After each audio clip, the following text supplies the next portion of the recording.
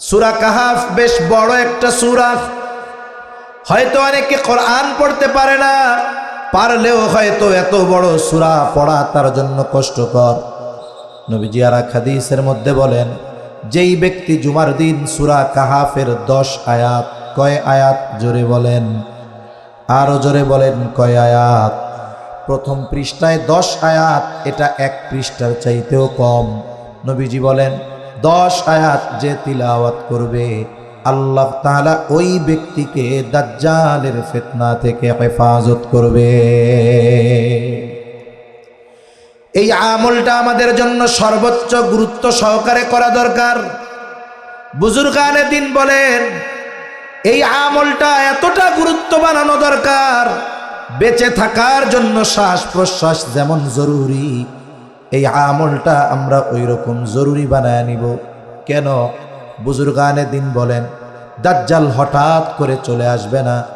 দাজ্জাল আসার আগে, দাজ্জাল আসার, দাজ্জাল আগমনের ক্ষেত্র প্রেক্ষাপট তৈরি হবে। এটা হবে একের পর এক বড় বড় ফিতনা আগমনের মাধ্যমে। ওই ফিতনাগুলোও বড় ফিতনা হবে, যেখানে সাধারণ মানুষের জন্য হক বাতিল, সত্য মিথ্যা পার্থক্য করা কঠিন হয়ে যাবে। বুজুর্গানে দিন বলেন, ওই সময়ও যারা সূরা কাহাফের আমল করবে, আশা করা যায় আল্লাহ তাআলা সূরা কাহাফের আমলকারীকে দাজ্জাল আসার আগে যত ফিতনা আসবে, সূরা কাহাফের আমলকারীকে আল্লাহ তাআলা ওই সমস্ত ফিতনা থেকেও হেফাজত করবে। এজন্য জুমার দিন আমরা এই আমলটা করব কোন ইনশাআল্লাহ। রাসূলুল্লাহ সাল্লাল্লাহু আলাইহি ওয়াসাল্লামের কাছে দুইজন মহিলার খবর আসছে। একজনের ব্যাপারে বলা হলো, ইয়া রাসূলুল্লাহ, এই মহিলা এমন কোনো আমল নাই যেটা সে করে না। সকাল থেকে সব ধরনের আমল সে করে, তাহাজ্জুদ, আওয়াবিন, ইশরাক কোনো কিছু তার বাদ যায় না, তাসবিহ তাহলিল কোনোটা বাদ যায় না, কোরআন তিলাওয়াত তার বাদ যায় না। এক কথায় প্রত্যেকটা আমল সে করে, আওয়াবিন, ইশরাক, তাহাজ্জুদ কোনো কিছু তার বাদ যায় না। কিন্তু একটা সমস্যা, সে তার প্রতিবেশীর সাথে খারাপ ব্যবহার করে। আরেকজন মহিলার ব্যাপারে বলা হলো, ইয়া রাসূলুল্লাহ, এই মহিলা যা না করলেই নয়, এর চাইতে বেশি আমল করে না। তার মানে ফরজ, ওয়াজিব, সুন্নাতে মুআক্কাদা, এর বাইরে তার কোনো আমল নাই। তার প্রতিবেশীর সাথে ভালো ব্যবহার করে। এই দুই মহিলার মধ্যে কে উত্তম? নবীজি ওই আবেদা মহিলার কথা বলেন নাই, বরং নবীজি বললেন, যেই মহিলা তার প্রতিবেশীর সাথে ভালো ব্যবহার করে, এই মহিলা হলো বেশি উত্তম। তার মানে একজন ইবাদত করলেই সে আবেদ হতে পারে, কিন্তু প্রকৃত মুসলমান হওয়ার জন্য আচার আচরণ আর আখলাককে ভালো করতে হয়। ঠিক কিনা বলেন? আচার আচরণ ভালো করতে হয়। এখন যদি একজন দৈনিক রাতে 70 রাকাত তাহাজ্জুদ পড়ে, আর একজন যদি ঘুম থেকে উঠেই জায়নামাজ তালাশ করে, এর দ্বারা সে নিজেকে আবেদ বলতে পারে যে আমি তাহাজ্জুদ পড়ি 70 রাকাত। কিন্তু ওই ব্যক্তির হাত যদি মুসলমানের রক্তে রঞ্জিত হয়, আল্লাহর কসম 70 নয় 1000 রাকাত তাহাজ্জুদ পড়েও জান্নাতে যাওয়া যাবে না। এজন্য আমাদের আচার আচরণ ঠিক করতে হবে, আখলাককে উন্নত করতে হবে। আমার এক মুমিন ভাই, তার কালিমা যেইটা, আমারও কালিমা সেইটা, যে যেই দলের অনুসরণ করুক না কেন, সেটা পরের হিসাব। আমাদের মূল পরিচয় হবে আমাদের কালিমা এক, আমাদের নবী এক, আমাদের রব এক। ঠিক কিনা বলেন? যদি আমরা এই নীতির উপরে আমাদের আচরণকে নিয়ে আসতে পারি, যে বাংলাদেশে বিভিন্ন দল থাকবে, বিভিন্ন মত থাকবে, থাক, কিন্তু সে আমার প্রতিপক্ষ হোক, কিন্তু সে তো মুসলমান, সে তো মুমিন, ইসলাম বলতেছে তার সাথে আমার ভালো আচরণ করতে হবে। আমি যদি এই নীতির উপরে থাকি, তাহলে এদেশে সংগঠিত 70% অন্যায় অপরাধ মুহূর্তের ভিতরে দূর হয়ে যাবে। ঠিক কিনা বলে? কিন্তু এটাই তো কঠিন, জবানটা হেফাজত করাই তো কঠিন, ভালো কথা বলাই তো কঠিন, চুপ থাকাই তো কঠিন। অথচ এই জবানের নিয়ন্ত্রণ সমাজের অরাজকতা, অনাকাঙ্ক্ষিত ঘটনা অনেকাংশে কমিয়ে দিতে পারে। নবীজি সাল্লাল্লাহু আলাইহি ওয়াসাল্লাম বলেন, অচিরে এমন এক জামানা আসবে, এমন এক সময় আসবে, ইসলাম নামে থাকবে, বাস্তবে ইসলাম থাকবে না। আমাদেরকে যদি জিজ্ঞাসা করা হয় আপনার ধর্ম কি, আমরা বলি ইসলাম। আমি আমার ধর্মীয় পরিচয় দেই মুসলিম, কিন্তু দেখা যাবে অধিকাংশ মানুষের মধ্যে রাষ্ট্রীয় জীবন অন্যান্য সব বাদ দেন, বলে ব্যক্তিগত জীবনে ইসলাম যতটুকু মানা যায় আমরা ততটুকুও মানি না। ইসলামের কিছু বিষয় আছে যেগুলো বাস্তবায়নের জন্য ইসলামী শাসন ব্যবস্থা দরকার। কিছু বিষয় আছে যেগুলো ব্যক্তি নিজে মানতে পারে। যেমন চুরি করলে চোরের হাত কেটে দিতে হবে, আদেশ কার? জোরে বলেন না, কার? আল্লাহ। এখন এক ব্যক্তি রাতের বেলায় তার বাড়িতে চুরি করতে আসছে, সেই চোরকে ধরছে। এখন যদি সে, আমাদের দেশের এই অবস্থা যদি হয় যে চোর ধরে চোরের হাত কেটে দিল, বলেন তো, তাকে যদি গ্রেফতার করা হয়, যদি জিজ্ঞাসা করা হয় যে তুমি এই কাজ করলা কেন, সে বলবে এটা কোরআনে আছে। অবশ্যই আছে, তবে এই আইন বাস্তবায়ন বা এটার প্রয়োগের দায়িত্ব ব্যক্তিকে আল্লাহ তাআলা দেন নাই। এটার উপরে তো বিশ্বাস থাকতে হবে। তবে এই আইন বা চোরের হাত কাটার দায়িত্ব কার? বলে বিচারকের। তাহলে এটাকে যদি বাস্তবায়ন করতে হয় রাষ্ট্রীয়ভাবে ইসলাম দরকার। তবে ব্যক্তির সাথে কিছু বিষয় সম্পৃক্ত আছে, যেমন আল্লাহর নির্দেশ, সুদ খাবা না, অন্যেরটা মেরে খাবা না, বেপরদায় চলবা না, পাপাচারে লিপ্ত হবা না। এই যে ব্যক্তির সাথে যেই বিষয়গুলো বর্জনীয় আর করণীয় আছে, এই বিষয়গুলোও পর্যন্ত আমরা আমল করি না। তাহলে বিষয়টা কি? বলে না আছে আমার ব্যক্তিগত জীবনে ইসলাম, না আছে পারিবারিক জীবনে ইসলাম, না আছে সামাজিক জীবনে ইসলাম, না আছে অর্থনৈতিক জীবনে ইসলাম, না আছে রাষ্ট্রীয়ভাবে ইসলাম। এক কথায় অন্যান্য সব বাদ দেন, যতটুকু মানার মতো সুযোগ আমার আপনার আছে ততটুকু ইসলামও আমরা মানি না। এ সমাজে নামাজিও আছে, সুদখোরও আছে। আবার যিনি নামাজ পড়েন, অনেক নামাজি আছে, তিনি সুদও খান। আছে না নাই? আছে। তাহলে ইসলাম যতটুকু মানা যায় ব্যক্তিগতভাবে এতটুকুও মানতে পারতেছে না। উচিত তো আমাদের ছিল ব্যক্তিগতভাবে যেটা সেটা দৃঢ়ভাবে মানব, অধীনস্থদেরকে ইসলাম মানাবো, সমাজের মানুষকে ইসলামের জন্য দাওয়াত দিব, সাথে সাথে ইসলাম যেন গোটা বিশ্বব্যাপী প্রতিষ্ঠিত হয়ে যায়, ইসলামী আইন যেন বাস্তবায়ন হয়ে যায়, এই জন্য নিজে চেষ্টা করব, সাথে সাথে আল্লাহ তাআলার কাছে দোয়া করব। বলে অন্যান্য সব বাদ, ইসলাম যতটুকু ব্যক্তিগতভাবে মানা যায় ততটুকু ইসলামও আমরা মানি না। এরপরে নবীজি বলেন, ওয়ালা ইয়াবকা মিনাল কুরআনি ইল্লা রাসমুহু। কোরআন শুধু লেখায় থাকবে, বাস্তবে থাকবে না।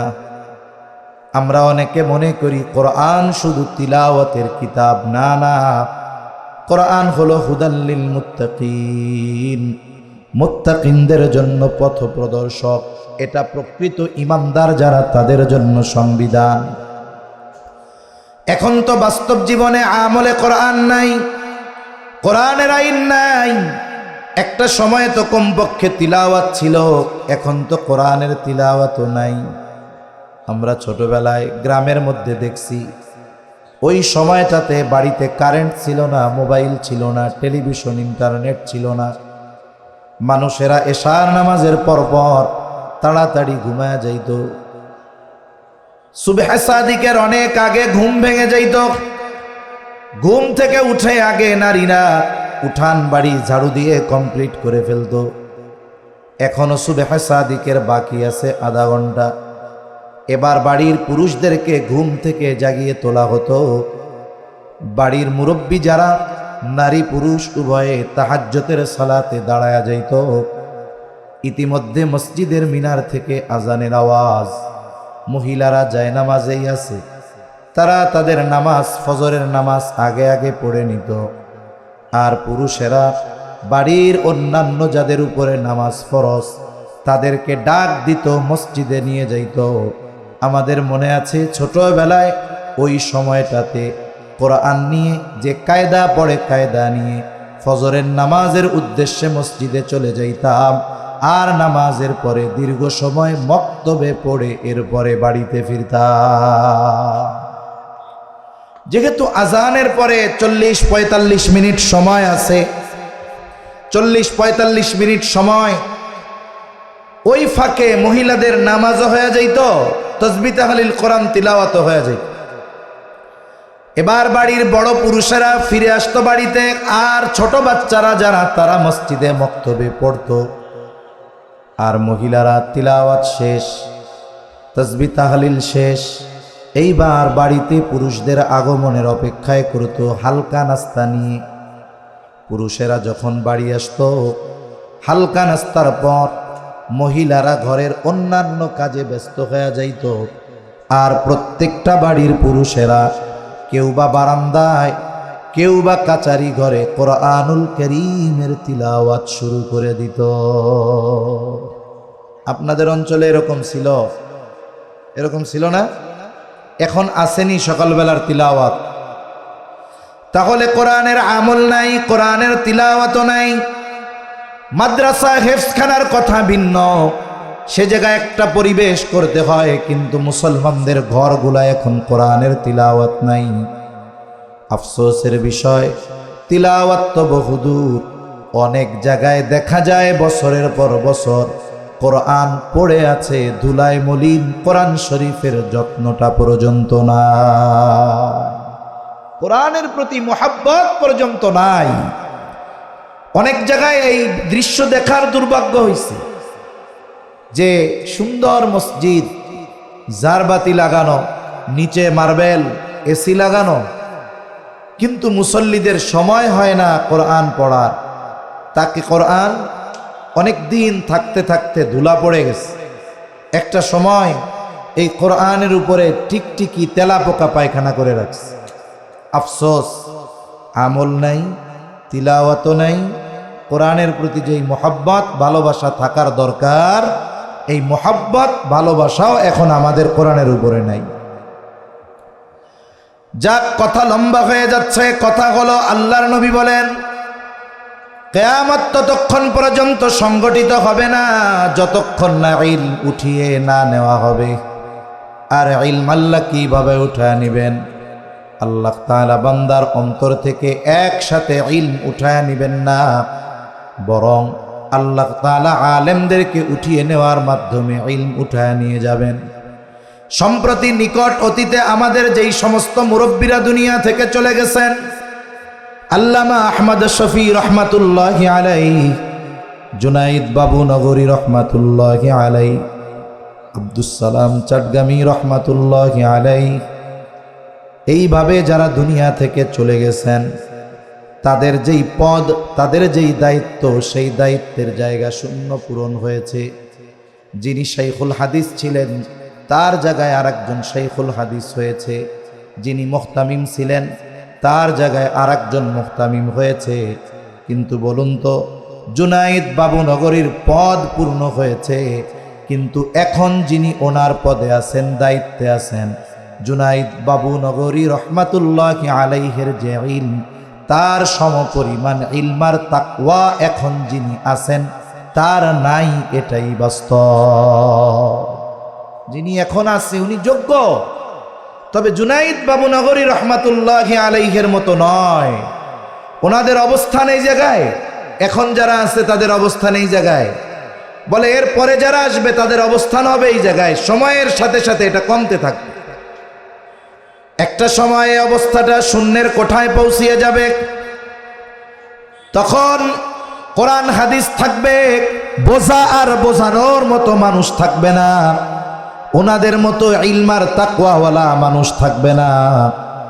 তখন কি হবে? নবীজি বলেন, মানুষেরা জাহেলদেরকে তাদের ধর্মীয় নেতা বানাবে, তাদের কাছে ফতোয়া জিজ্ঞাসা করবে, জাহেলরাও ফতোয়া দিয়ে দিবে। ফতোয়া প্রদানকারী আর ফতোয়া জিজ্ঞাসাকারী উভয়ে পথভ্রষ্ট হবে। তাহলে এক নাম্বার কথা, কোরআন হাদিস ইলমের উৎস ঠিক আছে, তবে ইলমের হেফাজত আল্লাহ করেন আলেমদের মাধ্যমে। এজন্য এই আলেম দুনিয়ায় যতদিন থাকবে ইলমের হেফাজত হবে, আল্লাহ তাআলা কিয়ামতকে দূরে সরায় রাখবে। এখন আমাদের কি করণীয়?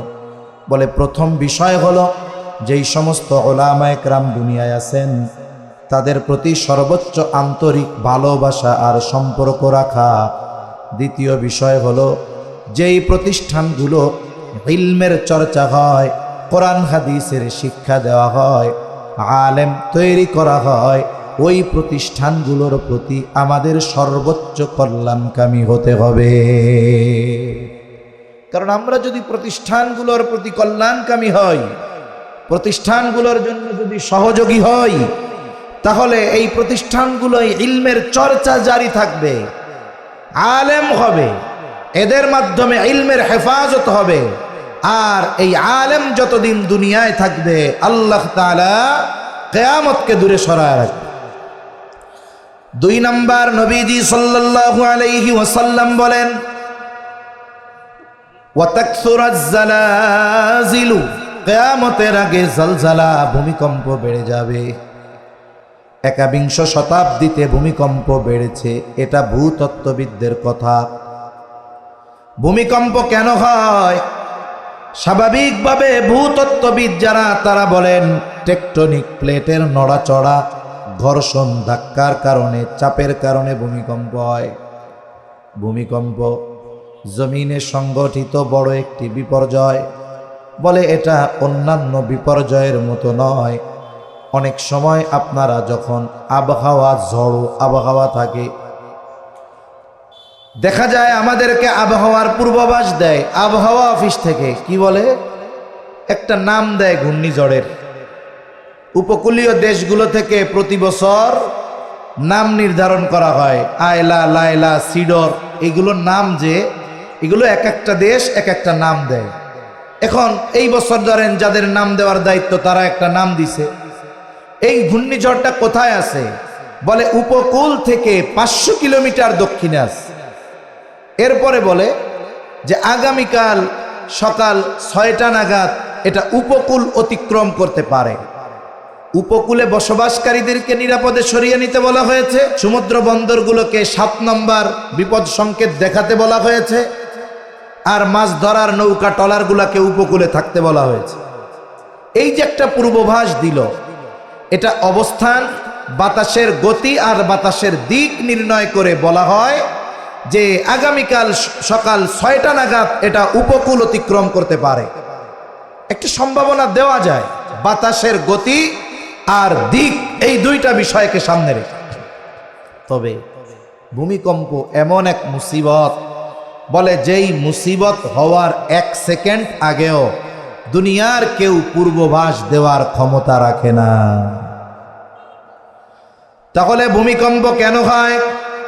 ভূতত্ত্ববিদরা বলে টেকটনিক প্লেটের নড়াচড়ার কারণে হয়, কিন্তু বাস্তবতা এটা না। কেন টেকটনিক প্লেটের নড়াচড়া হয়? নড়াচড়ার কারণটা কি? ভূমিকম্পের কারণটা কি? এটা আমাদের কোরআন সুন্নাহ থেকে জানতে হবে। আল্লাহ তাআলা বলেন ভূমিকম্প হওয়ার কারণ হলো যাহারাল ফাসাদু ফিল বাররি ওয়াল বাহরি বিমা কাসাবাত আইদিন নাস। আল্লাহ তাআলা বলেন জলে স্থলে যত ধরনের বিপর্যয় সব মানুষের হাতের কামাই। তার মানে ভূমিকম্প, অতিবৃষ্টি, অনাবৃষ্টি, সিডর, আয়লা, লায়লা, এসব কিছু হওয়ার মূল কারণ হলো আমাদের পাপ। আমাদের পাপের কারণে এগুলা হয়।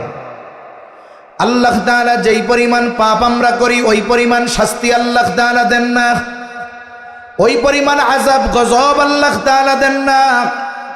আমাদের অতি সামান্য শাস্তি দেওয়া হয়। আল্লাহ তাআলা বলেন লিউযীকাহুম বা'দাল্লাযী আমিলু, আমরা যে আমলগুলো করি ওই আমলের তুলনায় অতি সামান্য বদ আমলের শাস্তি আল্লাহ দেন।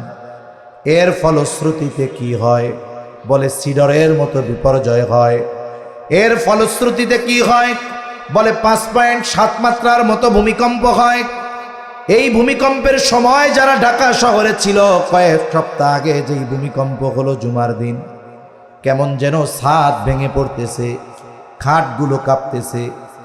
মুহূর্তের ভিতরে মানুষ রাস্তায় নেমে এসেছে, আত্মচিৎকার আর্তনাদ, মনে হচ্ছে কিয়ামত শুরু হয়ে গেল।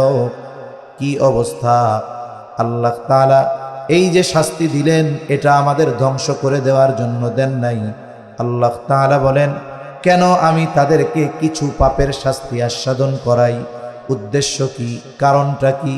আল্লাহ বলেন, বা'দাল্লাযী আমিলু লাআল্লাহুম ইয়ারজিউন, যাতে করে তারা পাপের পথ থেকে প্রত্যাবর্তন করে নেকের পথে ফিরে আসে, আল্লাহর পথে ফিরে আসে, শয়তানের পথ থেকে আল্লাহর দিকে চলে আসে। কিন্তু আফসোসের ব্যাপার, ভূমিকম্প আমাদের বিল্ডিংগুলো কাঁপিয়ে দিয়েছে, আমাদের আসবাবগুলো কাঁপিয়ে দিয়েছে, কিন্তু আমাদের হৃদয়ের মধ্যে প্রকম্পন সৃষ্টি করতে পারে নাই। যার কারণে চায়ের দোকানের আড্ডা কমে নাই, টেলিভিশনের দোকানে টেলিভিশনের নাচ গান বন্ধ হয় নাই, পাপাচার বন্ধ হয় নাই, মদের বার বন্ধ হয় নাই, মসজিদের মধ্যে মুসল্লি বাড়ে নাই, সুদ ঘুষ বন্ধ হয় নাই। অথচ এইগুলো বন্ধ হওয়ার জন্যই আল্লাহ ভূমিকম্প দিয়েছিলেন। ঠিক কিনা বলেন? বলেন তো, একটা ছাত্র অন্যায় করছে অথবা সন্তান অন্যায় করেছে, বাবা সন্তানকে শাস্তি দিল, ওস্তাদ সন্তানকে শাস্তি দিল। উদ্দেশ্য এটা নয় যে ছাত্রকে মেরে ফেলবে, সন্তানকে মেরে ফেলবে। উদ্দেশ্য হলো শাস্তি দেওয়ার, যে খবরদার খবরদার, যেই অপরাধের কারণে শাস্তি দিলাম, এই অপরাধটা যেন তোমার দ্বারা আর সংগঠিত না হয়। বলুন তো, দেখা গেল শাস্তি দেওয়ার পর আবার সে এই একই অপরাধে জড়িয়ে গিয়েছে। বলেন তো, এইবার যদি তাকে শাস্তি দেওয়া হয়, শাস্তির মাত্রা আগের চাইতে কম হবে নাকি বেশি হবে? আল্লাহ তাআলা 5.7 ভূমিকম্পের মাত্রা দিয়েছেন কেন? মসজিদে যেন মুসল্লি বাড়ে। মুসল্লি বাড়ছে? বাড়ে নাই। চার দোকানে নাচ গানের আড্ডা যেন কমছে। অনেক সুদখোর তাওবা করে আল্লাহর রহমতে ভালো হয়ে গেছে। কি বলেন? অফিসগুলাতে যেখানে ঘুষের কারবারি চলতো, আলহামদুলিল্লাহ এখন আর ঘুষ টুস লাগে না। লাগে তার মানে অবস্থা একই আছে, তাই তো? তাহলে যেহেতু পরিবর্তন হয় নাই, আল্লাহ তাআলা এই শাস্তি আস্বাদন করিয়েছিলেন, আমাদের যেন পরিবর্তন হয় নাই। তাহলে 5.7 নয়, আগামীর জন্য আমাদেরকে 7.5 মাত্রার ভূমিকম্পের জন্য অপেক্ষা করতে হবে। সামনে আরো বাড়বে, পাপাচার বাড়বে, তো এগুলো বাড়বে। এখন বলতে পারেন, হুজুর আমরা এই ভুয়াপুরের মানুষ যারা শুনতেছি আসি, আমরা যদি পাপ ছেড়ে দেই তাইলে কি ভূমিকম্প বন্ধ হয়ে যাবে? হবে না হয়তো। রাসূল আকরাম সাল্লাল্লাহু আলাইহি ওয়াসাল্লাম যখন এই ধরনের সামগ্রিক পাপের শাস্তির কথা বলেছেন, সাহাবা একরাম বলেন, ইয়া রাসূলুল্লাহ, আমাদের মধ্যে নেককার মানুষ থাকবে, ভালো মানুষ থাকবে, এরপরেও আমরা ধ্বংস হয়ে যাব? নবীজি বলেন, হ্যাঁ। কেন? বলে পাপের আধিক্যের কারণ।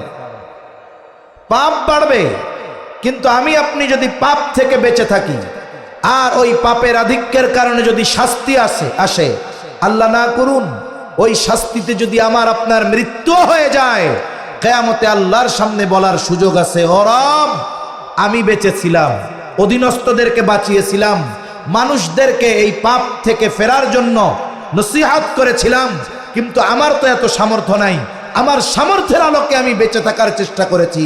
আশা করা যায় মাফ পাওয়ার একটা ব্যবস্থা হতে পারে। এজন্য আমরা পাপ ত্যাগ করব। নবীজি 2 নম্বরে এই কথাই বলেন, জালজালা বেড়ে যাবে। 3 নম্বর, নবীজি সাল্লাল্লাহু আলাইহি ওয়াসাল্লাম বলেন, ওয়াতাকারাবাজ জামান, কিয়ামতের আগে সময় সংকুচিত হয়ে যাবে। রাসূলুল্লাহ সাল্লাল্লাহু আলাইহি ওয়াসাল্লামের এক হাদিসের মধ্যে বলেন, কিয়ামতের আগে সময় সংকুচিত হয়ে যাবে। এক যুগকে মনে হবে এক বছরের মতো, বছরকে মনে হবে মাসের মতো, মাসকে মনে হবে সপ্তাহের মতো, সপ্তাহকে মনে হবে দিনের মতো, দিনকে মনে হবে ঘন্টার মতো, ঘন্টাকে মনে হবে মিনিটের মতো, মিনিটকে মনে হবে আগুনের স্ফুলিঙ্গ তথা সেকেন্ডের মতো। শেষ জামানায় সময় দ্রুততার সাথে চলে যাবে। আমারই মনে হইতেছে যে জুমা মনে হয় 2 দিন আগে পড়ছি, অথচ আজকে অলরেডি আর 2 দিন পরে আবার জুমা পড়ব। মনে হইছে গতকাল বা 1 দিন 2 দিন আগে জুমার নামাজ আদায় করছি।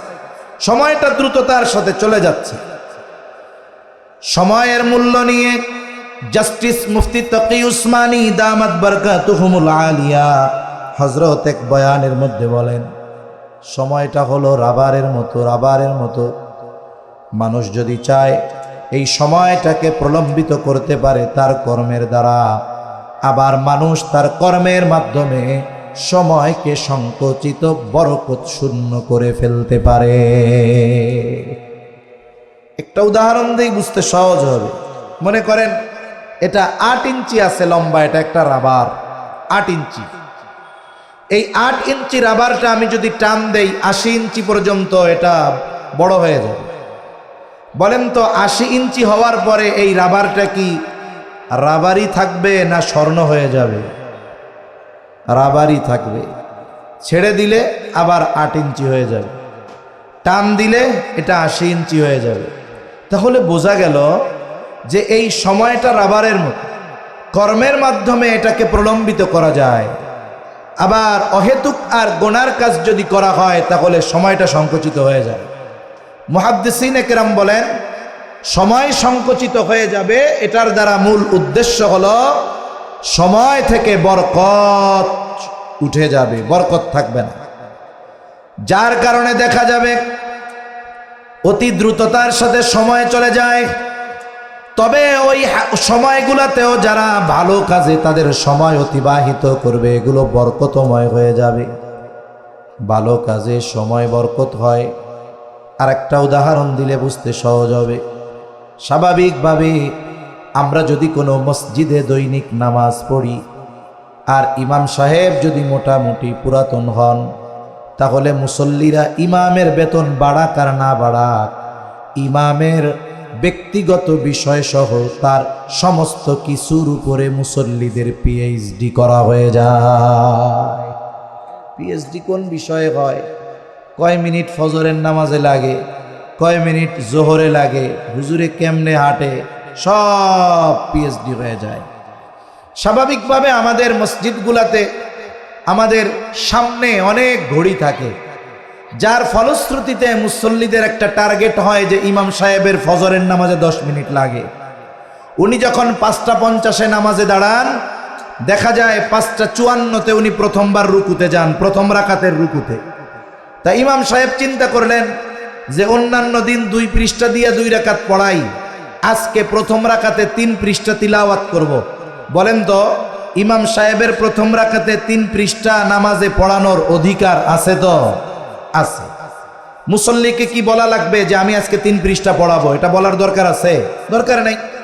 এখন মুসল্লি নামাজে দাঁড়াইছে ইমামের সাথে, মুসল্লি নামাজে ইমামের কেরাত শুনে ঘড়ির দিকেও তাকায়, কত বাজলো? হাফেজ না তো, টের পায় না কি পড়তেছে।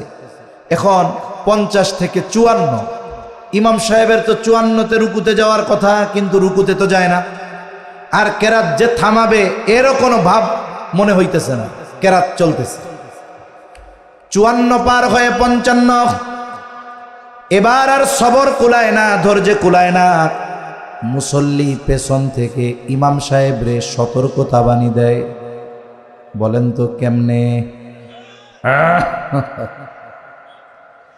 55 বেজে 56, এইবার আরো মুসল্লিরা একসাথে কাশি দেওয়া শুরু করছে। ইমাম সাহেব চিন্তা করলেন কি ব্যাপার, সবাই কি একসাথে রোগাক্রান্ত হয়ে গেল নাকি? তিনি চিন্তা করলেন, যাই হোক নামাজটা তিনি শেষ করলেন। অন্যান্য দিন ফজরের নামাজে 10 মিনিট লাগতো, আজকে লেগেছে 15 মিনিট। কয় মিনিট বেশি লাগছে? 5 মিনিট বেশি। অথচ এই 5 মিনিট তিনি তার গল্প শোনার নাই, তার বাপ দাদার গল্প শোনার নাই। এই 5টা মিনিট আমরা ছিলাম ঈমানের পরে সবচাইতে গুরুত্বপূর্ণ যেই ইবাদত নামাজ, সেই নামাজের মধ্যে আমরা 5 মিনিট কাটিয়েছি। শ্রেষ্ঠ ইবাদতের মধ্যে 5 মিনিট। অথচ এই 5 মিনিট মনে হচ্ছে যে 5 ঘন্টা কেটে গেল। অথচ এই আল্লাহর বান্দা 6টার সময় ফজরের নামাজ শেষ করে গিয়ে চার দোকানে বসছে, একটানা 5 ঘন্টা চলে গেছে। 6টার সময় বসছে আর 11টার সময় চায়ের দোকান থেকে উঠছে, একটানা 5 ঘন্টা গল্প করছে, রাজনৈতিক আলাপ করছে, একটানা 5 ঘন্টা শেষ। ওঠার সময় বলে বাড়ি যাই, পরে আইসা আরো কথা হবে। তাহলে 5 মিনিট নামাজের মধ্যে ছিল, ধৈর্যে কুলায় না, সময়টাকে লম্বা মনে হইছে। অথচ চোখের পলকে চায়ের দোকানে 5 ঘন্টা বসে থাকছে, চলে গেছে তার খবরও নাই। আবার দেখবেন অনেককে আমরা বিশেষ করে রোজার মাসে কোরআন তিলাওয়াতের কথা বলি, এমনি সময়ও বলি, রোজার সময়ও বলি, একটু বেশি বলি রোজার সময়, কোরআন নাজিলের মাস। 1-2 পৃষ্ঠা পড়ে, 2-3 পৃষ্ঠা পড়ে, 5 মিনিট পর মুখে ব্যথা, পায়ে ব্যথা, মাজায় ব্যথা শুরু হয়ে যায়, কোরআনটা বন্ধ করে বাড়িতে চলে যায়, গল্প শুরু হয়ে যায়। অথচ যখন আমার যুবক ভাই মোবাইল শরীফ নিয়ে বসে, মোবাইল শরীফ চিনেন? হ্যাঁ, মোবাইল শরীফ নিয়ে বসে, ঘন্টার পর ঘন্টা কেটে যায়, যতক্ষণ ইন্টারনেট শেষ না হয়, যতক্ষণ চার্জ শেষ না হয়, মোবাইল শরীফ বন্ধ হয় না। অথচ কোরআন শরীফ 2 পৃষ্ঠা পড়বার পর তার সময় কুলায় না, কষ্ট হয়ে যায়। বলে কেন? ওই তিলাওয়াতের সময়টা যায় খুব ধীরে ধীরে, তিলাওয়াতের কারণে সময় বরকত হয়, নামাজের কারণে সময় বরকত হয়, কিন্তু গোনার কাজে, চায়ের দোকানে, মোবাইলে মুহূর্তের ভিতরে ঘন্টার পর ঘন্টা চলে যায়। ঠিক কিনা বলেন? এভাবে আমাদের সময় বরকত উঠে যাচ্ছে সময় থেকে। অথচ আল্লাহ প্রদত্ত যত দামি নিয়ামত আছে, নিয়ামত গুলার মধ্যে দামি নিয়ামত হলো এই হায়াত, এই সময়। মানুষ মারা যাবার পরে কথা বলে, নবীজি সাল্লাল্লাহু আলাইহি ওয়াসাল্লাম বলেছেন মানুষ কথা বলে, কোনো সন্দেহ নাই। তবে দুনিয়ার মানুষ আমরা শুনতে পাই না। যদি শুনতে পাইতাম তাইলে মানুষ ভয়ে দাফন কাফন করা বাদ দিয়ে দিত। কি কথা বলে মানুষেরা? হয়তো এক একজন এক এক ধরনের কথা বলে। আবার এই দুনিয়ায় যারা হায়াত কাজে লাগায় নাই, নেকের কাজ করে নাই, ভালো কাজ করে নাই, গুনায় অতিবাহিত করেছে, এই মানুষগুলো মরার পরে আল্লাহর কাছে ফরিয়াদ করে বলে, ফায়াকুলা রব্বি লাউলা আখারতানি ইলা আজালিন করিব ফাআসাদ্দাক ওয়া আকুম মিনাস সলিহিন। ওই লোকগুলো বলে, ও রব, আমাকে যদি কিছু সময়ের জন্য অবকাশ দেওয়া হতো, আবার যদি আমার একটু দুনিয়ায় যাইতে দিতেন। আপনি তো দুনিয়ায় আমাকে অনেক সম্পদ দিয়েছিলেন, কিন্তু আমি ওই সময় হায়াত কাজে লাগায়া ওই সম্পদগুলো আল্লাহর রাস্তায়, আপনার রাস্তায় ব্যয় করি নাই। আয় আল্লাহ, আমারে যদি আবার একটু দুনিয়ায় যাওয়ার সুযোগ দিতেন। আমি তো ওই সময় নেকের কাজ করতে পারি নাই, ভালো কাজ করতে পারি নাই, আমারে যদি একটু যাওয়ার সুযোগ দিতেন। ওয়া আকুম মিনাস সলিহিন, আমি সৎ কর্মশীলদের অন্তর্ভুক্ত হয়ে যাইতাম। তার মানে রব আবার যদি একটু দুনিয়ায় যাওয়ার সুযোগ দেন, তাইলে সম্পদ থেকে দান সদকা করব, আর সময়গুলোকে নেকের কাজে অতিবাহিত করব, সৎ কর্মশীলদের অন্তর্ভুক্ত হয়ে যাব।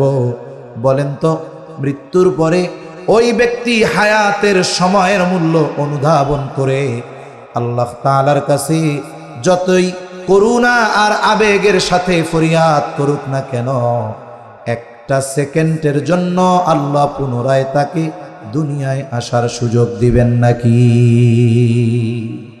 1 সেকেন্ডের জন্য কেউ আসতে পারবে না। অথচ ওই হায়াত আমার আপনার কাছে এখন আছে, অথচ আমি আপনি আপনার হায়াতটাকে চায়ের দোকানে, গুনার কাজে, মোবাইলের স্ক্রিনে, টেলিভিশনে হায়াতটাকে মুহূর্তের ভিতরে শেষ করে ফেলতেছি। অথচ এই হায়াত এত দামি এক সম্পদ, মানুষের যদি হায়াত থাকে টাকা সম্পদ উপার্জন করতে পারবে, কিন্তু হায়াত যদি না থাকে সম্পদ উপার্জনের সুযোগ আছে? সুযোগ নেই। যিনি হাজার হাজার কোটি টাকার মালিক, হাজার কোটি টাকার মালিক, তিনিও 500 টাকা ব্যয় করার সময় হিসাব করে যে আমি কোথায় ব্যয় করতেছি এইটা। অথচ এই সম্পদের চাইতে হায়াতের দাম বেশি। গোটা পৃথিবীর সব সম্পদ দিয়েও যদি কারো হায়াত ফুরিয়ে যায়, বলুন তো একটা সেকেন্ড হায়াত কেনা কি সম্ভব? গোটা পৃথিবীর সব সম্পদ দিয়ে 1 মিনিট হায়াত কেনা সম্ভব নয়, 1 সেকেন্ড হায়াত কেনা সম্ভব নয়।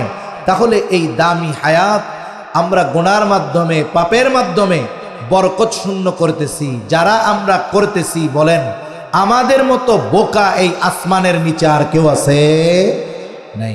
এজন্য আজকে থেকে আমরা হায়াত ব্যয় করার সময়ও হিসাব করব যে আমি আমার এই আল্লাহ প্রদত্ত দামি নিয়ামত হায়াত কিভাবে ব্যয় করতেছি। যদি হিসাবে দেখি খারাপ কাজে ব্যয় হয়, চায়ের দোকানে ব্যয় হয়, অহেতুক মজলিসে ব্যয় হয়, আল্লাহর হস্তে ওগুলো থেকে ফিরে নেকের কাজে, ভালো কাজে আমার হায়াত ব্যয় করবো কোন ইনশাআল্লাহ।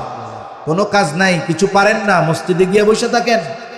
নিজে কোরআন পড়তে পারেন না, হেফজখানার পাশে গিয়ে বসে বসে কোরআন শুনেন। কমপক্ষে এই সময়গুলো আমার আপনার বিপক্ষে সাক্ষ্য দিবে না। কমপক্ষে এই সময়গুলো গুনার কাজে অতিবাহিত হবে না। বলে যেই সময়টা গুনাহমুক্ত, অহেতুক কাজ মুক্ত অতিবাহিত হয়, ওটাও কিয়ামতে আমার আপনার পক্ষে হয়তো আল্লাহর কাছে সাক্ষ্য দিবে।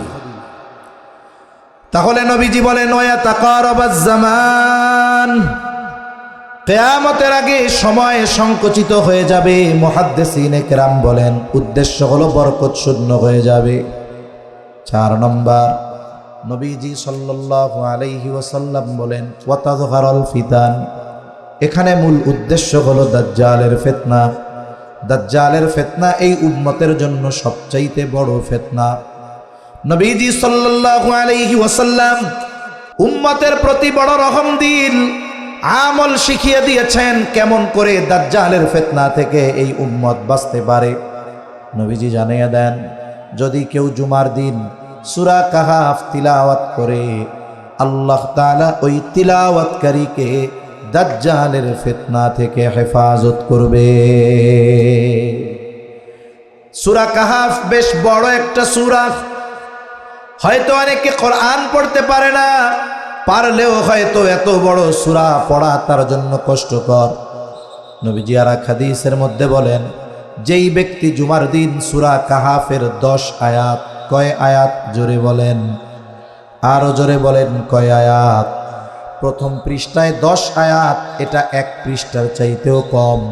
নবীজি বলেন 10 আয়াত যে তিলাওয়াত করবে, আল্লাহ তাআলা ওই ব্যক্তিকে দাজ্জালের ফিতনা থেকে হেফাজত করবে। এই আমলটা আমাদের জন্য সর্বোচ্চ গুরুত্ব সহকারে করা দরকার। বুজুর্গানে দিন বলেন এই আমলটা এতটা গুরুত্ব বানানো দরকার, বেঁচে থাকার জন্য শ্বাস প্রশ্বাস যেমন জরুরি, এই আমলটা আমরা ওই রকম জরুরি বানায় নিব। কেন? বুজুর্গানে দিন বলেন দাজ্জাল হঠাৎ করে চলে আসবে না। দাজ্জাল আসার আগে, দাজ্জাল আসার, দাজ্জাল আগমনের ক্ষেত্র প্রেক্ষাপট তৈরি হবে।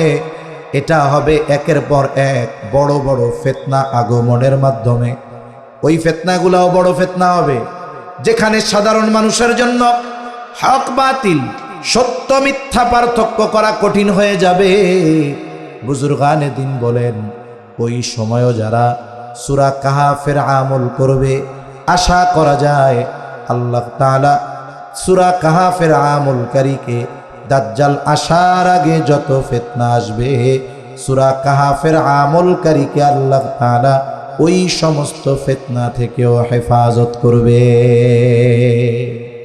এজন্য জুমার দিন আমরা এই আমলটা করব কোন ইনশাআল্লাহ।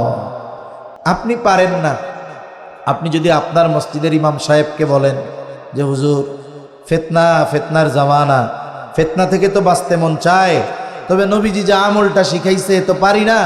আপনি একটু তিলাওয়াত কইরা শুনান, শুনতে শুনতে আমাদের মুখস্থ হয়ে যাবে। আমার মনে হয় না কোনো ইমাম সাহেব এই কথা বলবে যে না না না, এই 1 পৃষ্ঠা 10 আয়াত আমি এখন তিলাওয়াত কইরা শোনাইতে পারবো না, আমার খুব ব্যস্ততা আছে। এটা কোনো ইমাম সাহেব বলবে না। বরং মুসল্লি যদি ইমাম সাহেবকে বলে, ইমাম সাহেব আরো খুশি হবে যে দেখছো আমার মুসল্লিদের আমলের প্রতি কত আগ্রহ। স্বতঃস্ফূর্তভাবে ইমাম সাহেব তিলাওয়াত করে শোনাবেন। 1 সপ্তাহ, 2 সপ্তাহ, 5 সপ্তাহ, 10 সপ্তাহ শুনতে শুনতে এক সময় দেখা যাবে যে সূরা কাহাফের ওই 10 আয়াতের হাফেজ আপনি হয়ে গেছেন। তাহলে আমলটা করব তো জরুরিভাবে ইনশাআল্লাহ। একজন মুমিনকে গালি দেওয়াও পাপ। অথচ দেখুন, আমরা যদি আমাদের জবানকে নিয়ন্ত্রণ করতে পারতাম, প্রকৃত মুসলমানের আলামতগুলো আনতে পারতাম, তাহলে সমাজ থেকে এই ধরনের হত্যাকাণ্ড অধিকাংশ দূর হয়ে যাইত। নবীজি সাল্লাল্লাহু আলাইহি ওয়াসাল্লাম বলেন, আমরা নিজেদেরকে মুসলমান দাবি করি, কিন্তু প্রকৃত মুসলমানকে? নবীজি সাল্লাল্লাহু আলাইহি ওয়াসাল্লাম বলেন, আল মুসলিমু মান সালিমাল মুসলিমুনা মিন লিসানিহি ওয়া ইয়াদিহি। নবীজি বলেন, প্রকৃত মুসলমান হলো সে যার জবান আর হাতের অনিষ্ট থেকে অপর মুসলমান থাকে নিরাপদ। জবান আর হাতের অনিষ্ট থেকে অপর মুসলমান নিরাপদ থাকে। তাহলে জবান নিয়ন্ত্রণ এটা প্রকৃত মুসলমান হওয়ার অন্যতম মাধ্যম। জবান নিয়ন্ত্রণ বলে রাসূল আকরাম সাল্লাল্লাহু আলাইহি ওয়াসাল্লামের নিকট থেকে জান্নাতের গ্যারান্টি পাওয়ার অন্যতম মাধ্যম। নবীজি সাল্লাল্লাহু আলাইহি ওয়াসাল্লাম বলেন, তোমরা দুটো জিনিস হেফাজতের গ্যারান্টি দাও, আমি তোমাদেরকে জান্নাতের গ্যারান্টি দিয়ে দিব। একটা হলো উভয় চোয়ালের মধ্যবর্তী গোস্তের টুকরা জবান, জিহ্বা। আর একটা হলো উভয় উরুর মধ্যবর্তী স্থান, লজ্জা স্থান। নবীজি বলেন, এই দুইটা হেফাজতের গ্যারান্টি দাও, আমি তোমাদের জান্নাতের গ্যারান্টি দিয়ে দিব। দেখুন, জবান হেফাজত করলে জান্নাতের গ্যারান্টি পাওয়া যায়, আর এই জবান হেফাজত করার মাধ্যমেই প্রকৃত মুসলমান হওয়া যায়। রাসূলুল্লাহ সাল্লাল্লাহু আলাইহি ওয়াসাল্লামের কাছে 2 জন মহিলার খবর আসছে। একজনের ব্যাপারে বলা হলো, ইয়া রাসূলুল্লাহ, এই মহিলা এমন কোনো আমল নাই যেটা সে করে না।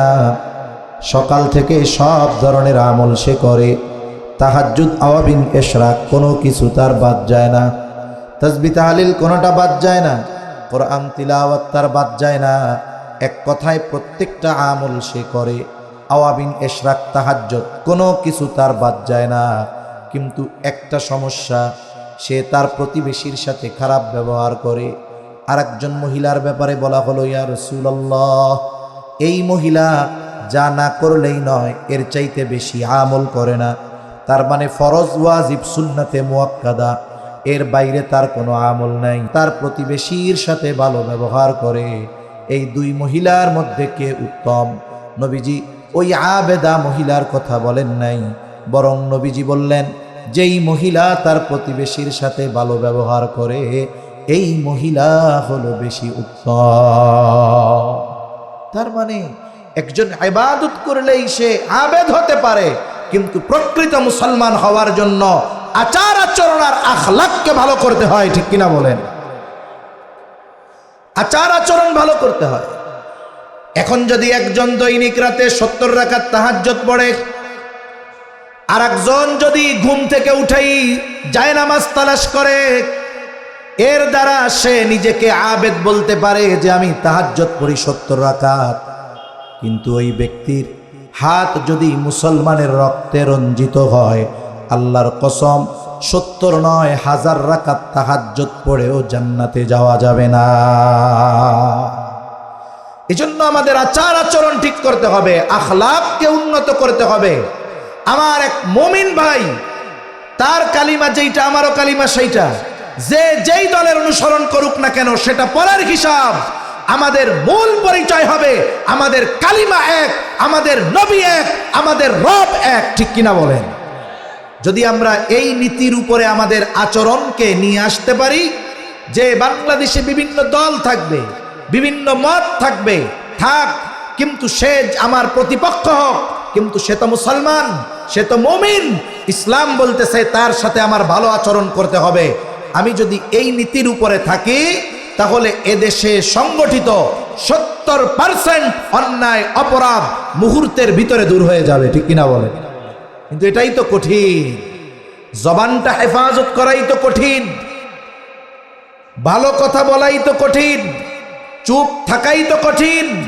অথচ এই জবানের নিয়ন্ত্রণ সমাজের অরাজকতা, অনাকাঙ্ক্ষিত ঘটনা অনেকাংশে কমিয়ে দিতে পারে। তাহলে নবীজি বলেন কিয়ামতের আগে হারজ বেড়ে যাবে। এটা হলো পারস্পরিক হত্যাকাণ্ড। নবীজি বলেন প্রতিবেশী হত্যা করবে। নবীজি সাল্লাল্লাহু আলাইহি ওয়াসাল্লাম আর হাদিসের মধ্যে বলেন কিয়ামত ততক্ষণ সংগঠিত হবে না যতক্ষণ না এক প্রতিবেশী অপর প্রতিবেশীকে হত্যা না করবে। তার মানে কিয়ামতের আগে প্রতিবেশীকে হত্যা করবে, অবস্থা এমন হবে। 6 নম্বর, নবীজি সাল্লাল্লাহু আলাইহি ওয়াসাল্লাম বলেন হাত্তা ইয়াকসুরা ফীকুমুল মালু ফায়াফিদু।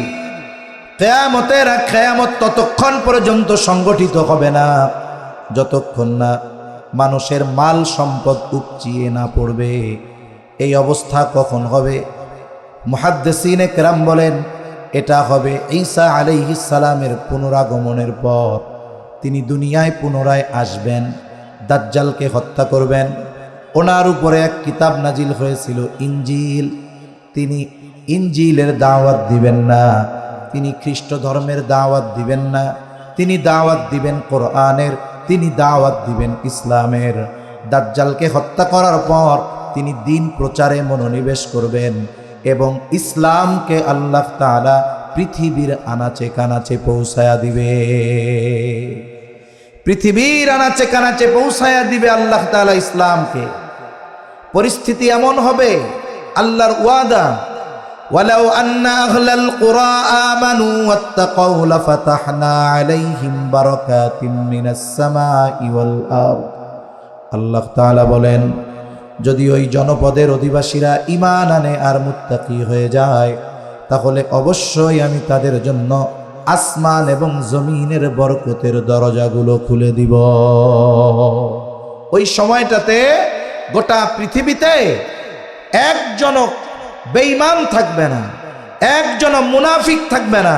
প্রত্যেকের অবস্থা, মুখ আর অন্তরের অবস্থা এক হবে। আল্লাহ তাআলা আসমান জমিনের বরকতের দরজা খুলবেন।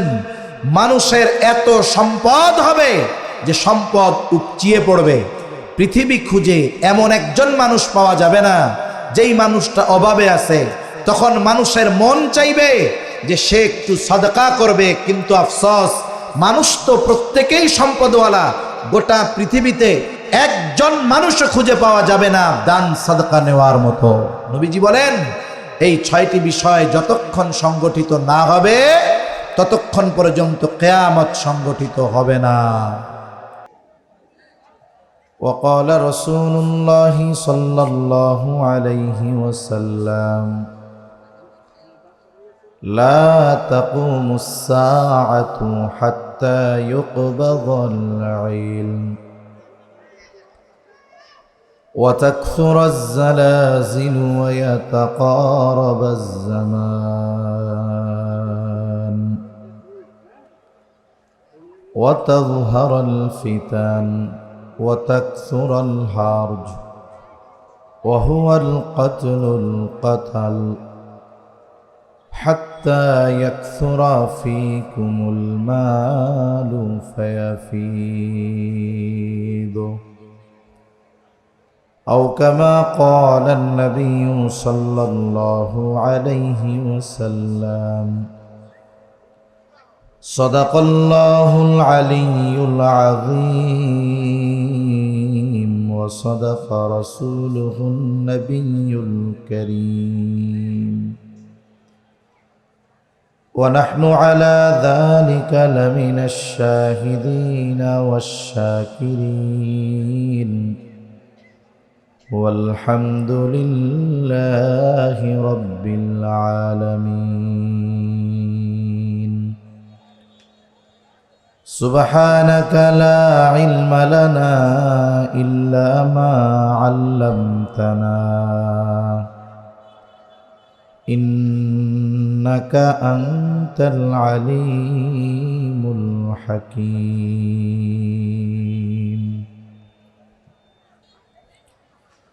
اللهم صل على محمد وعلى آل محمد كما صليت على إبراهيم وعلى آل إبراهيم إنك حميد مجيد اللهم بارك على محمد وعلى آل محمد كما باركت على إبراهيم وعلى آل إبراهيم إنك حميد مجيد আলহামদুলিল্লাহ।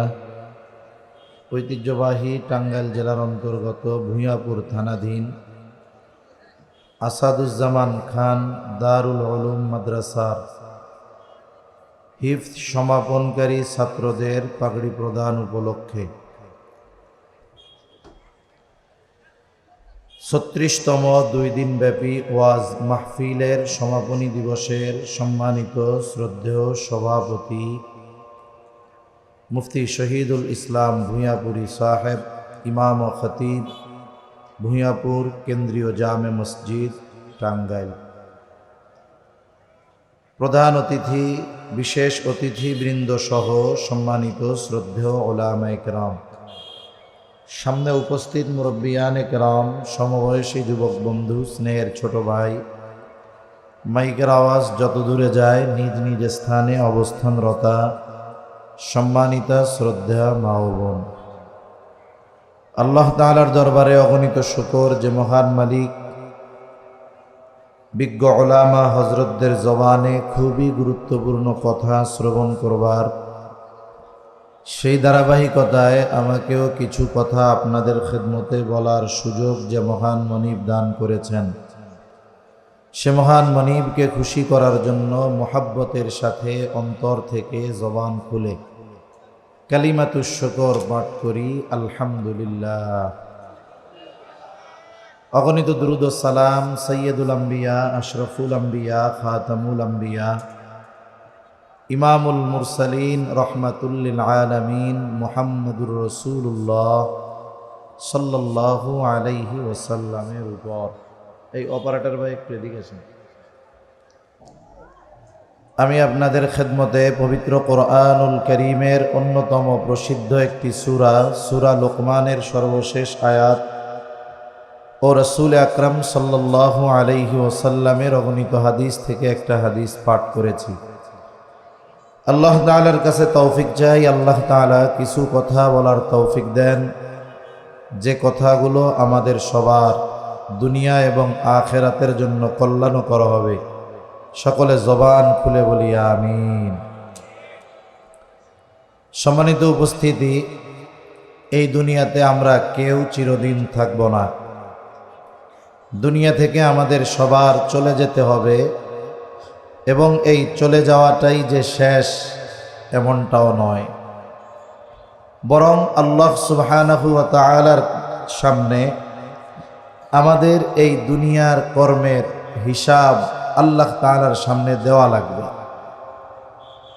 আজকের মাহফিলের সম্মানিত সভাপতি সাহেব যখন আলোচনা করতেছিলেন, খুবই গুরুত্বপূর্ণ কথা, কিয়ামতের ময়দানে অবস্থা কেমন হবে এ বিষয় সম্পর্কে হযরত কিছু কথা বলতেছিলেন।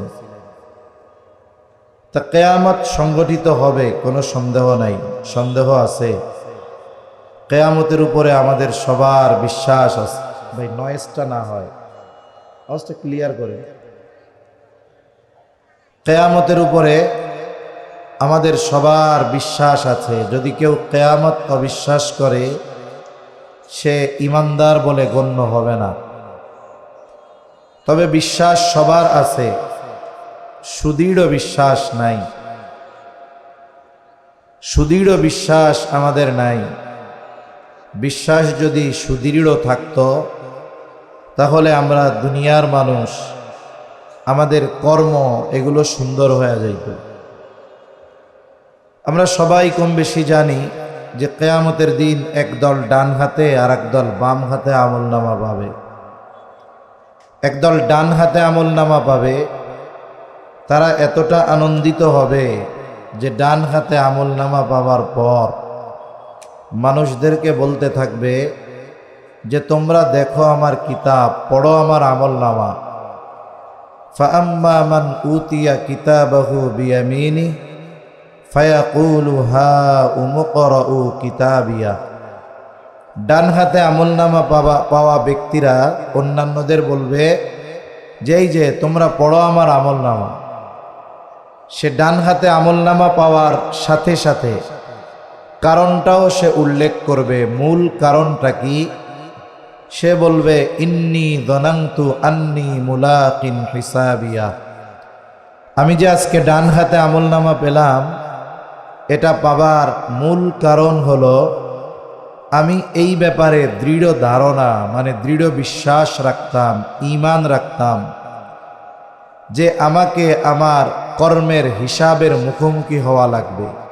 তার মানে আমি দুনিয়াতে এই ব্যাপারে দৃঢ় বিশ্বাসী ছিলাম যে আমি দুনিয়ায় যে কর্ম করতেছি, যেই আমল করতেছি, কিয়ামতের দিন যার সামনে হিসাব দেওয়া লাগবে তিনি কে?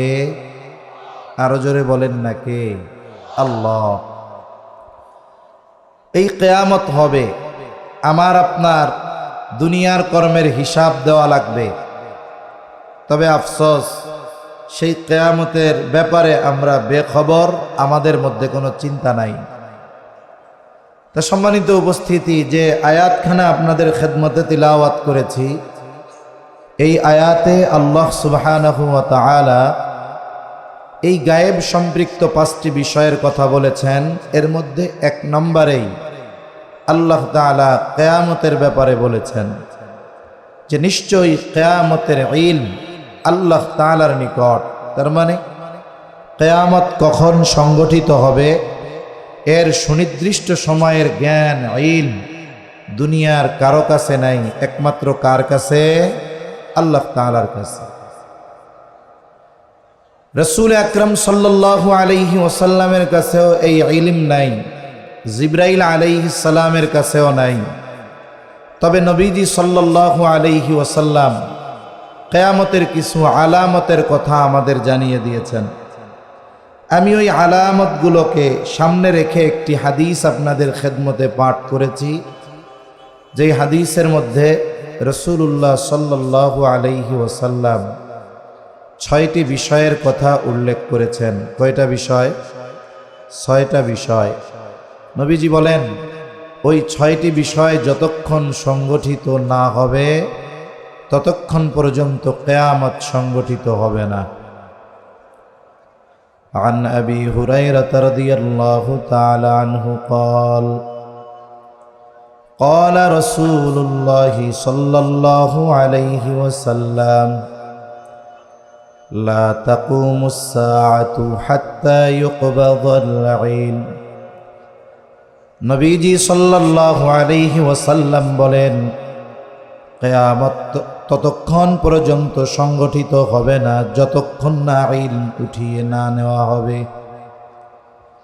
তার মানে কিয়ামতের আগে আল্লাহ তাআলা ইলম উঠায় নেবেন, কিয়ামতের আগে ইলম উঠিয়ে নেওয়া হবে।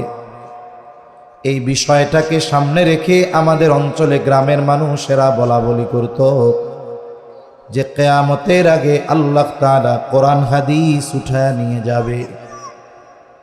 মানুষেরা বিভিন্ন ধরনের মুখরোচক গল্প বলতো। মানুষেরা বলতো যে একদিন ইমাম সাহেব ফজরের নামাজে দাঁড়াবেন, ফজরের নামাজে তিনি সূরা কেরাত ভুলে যাবেন, সূরা ফাতিহাও ভুলে যাবেন, অপেক্ষায় থাকবেন কখন পেছন থেকে মুসল্লিরা সূরা ফাতিহা স্মরণ করায়া দেয়। কিন্তু উনিও সূরা ফাতিহা ভুলে গেছেন। মুসল্লিরাও সূরা ফাতিহা ভুলে গেছে। দীর্ঘ সময় অপেক্ষা করবার পর তিনি নামাজ ছেড়ে দিয়ে মসজিদের তাক থেকে কোরআন হাতে নিবেন সূরা ফাতিহাটা একটু দেখার জন্য। কিন্তু যখন তিনি কোরআন খুলবেন দেখতে পাইবেন কোরআনের পাতাগুলো সাদা, কোনো লেখা নাই। গ্রামের মানুষ বলতো এইভাবে এক রাত্রিতে গোটা পৃথিবীর মানুষ কোরআন ভুলে যাবে, আর কোরআনের লেখাগুলো আল্লাহ তাআলা উঠিয়ে নিয়ে যাবে। এটা গ্রামের মানুষেরা বলতো যে এরকম হবে। তাহলে গ্রামের মানুষ বলতো যে এইভাবে এক রাত্রিতে গোটা পৃথিবী থেকে কোরআন উঠে যাবে। তবে রাসূল আকরাম সাল্লাল্লাহু আলাইহি ওয়াসাল্লাম জানিয়ে দেন, এমনটা হবে না যে এক রাত্রিতে গোটা পৃথিবীর হাফেজে কোরআনরা কোরআন ভুলে যাবে। এমনটা হবে না যে গোটা পৃথিবীর মুফতি সাহেবেরা এক রাত্রিতে সব মাসালা ভুলে যাবে, মুহাদ্দিস সাহেবরা সব হাদিস ভুলে যাবে। এমনটা হবে না। তাহলে কি হবে? নবীজি সাল্লাল্লাহু আলাইহি ওয়াসাল্লাম জানিয়ে দেন, আল্লাহ তাআলা একত্রে একসাথে বান্দার অন্তর থেকে ইলম উঠায়া নিবেন না। এমনটা হবে না সমস্ত আলেম তাদের ইলম ভুলে যাবে, হাফেজে কোরআনরা কোরআন ভুলে যাবে। তাহলে কিভাবে আল্লাহ তাআলা ইলম উঠায়া নিবেন? নবীজি বলেন, ওয়ালাকিন ইয়াকবিদুল ইলমা বিকবদিল উলামা, বরং আল্লাহ তাআলা দুনিয়া থেকে আলেমদেরকে উঠিয়ে নেওয়ার মাধ্যমে ইলম উঠায়া নিয়ে যাবে। আলেমদেরকে উঠিয়ে নেওয়ার মাধ্যমে আল্লাহ ইলম উঠায়া নিয়ে যাবেন। কোরআন লেখায় থাকবে, হাদিসও লেখায় থাকবে, বরং আগের চাইতে কোরআন হাদিসের ছাপা আরো ঝকঝকা, লেখা আরো চকচকা। একটা সময় নিউজ প্রিন্টে কোরআন ছাপা হতো, পানি লাগা মাত্রই পৃষ্ঠা ছিঁড়ে যেত, লেখাগুলো অস্পষ্ট হতো। কিন্তু এখন লেখা অনেক সুস্পষ্ট, বাইন্ডিং অনেক ভালো, সাথে সাথে এমনও পৃষ্ঠা আছে ওয়াটারপ্রুফ, পানিতে ভিজে না, কয়েক কালারের লেখা। অথচ কোরআন আছে, কোরআনের বাইন্ডিং সুন্দর, ছাপা সুন্দর, লেখা সুন্দর, কিন্তু কোরআনের আমল আর কোরআনের তিলাওয়াত উঠে গেছে। ইলম কিভাবে উঠবে? যারা ভাবে যে আল্লাহ এক রাত্রিতে সব উঠায় নিয়ে যাবেন লেখা, এটা ভুল। বরং কোরআনের আমল থাকবে না, কোরআনের তিলাওয়াত থাকবে না। একটা সময় আসবে এগুলো বলানোর বোঝানোর মানুষও থাকবে। নবীজি সাল্লাল্লাহু আলাইহি ওয়াসাল্লাম আর হাদিসের মধ্যে বলেন, ইউশিকু আন ইয়াতিয়া আলান নাসি জামান লা ইয়াবকা মিনাল ইসলামি ইল্লা ইসমুহু ওয়া লা ইয়াবকা মিনাল কুরআনি ইল্লা রাসমুহু মাসাজিদুহুম আমিরাতুন ওয়া হিয়া খারাবুম মিনাল হুদা।